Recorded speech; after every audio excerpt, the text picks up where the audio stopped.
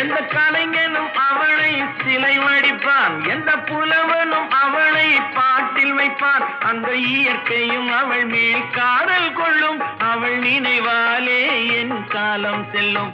நான் பார்த்ததிலே அவள் ஒருத்தியை தான் நல்ல அழகி என்பேன், நல்ல அழகி என்பேன்.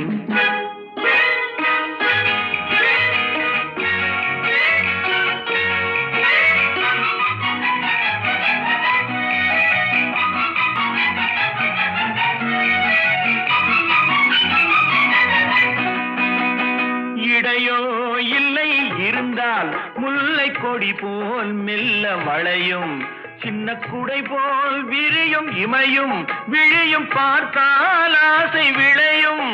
அந்த பூமகள் திருமுகம் மேலே குளிர் புன்னகை வருவதனாலே நிலவோ மலரோ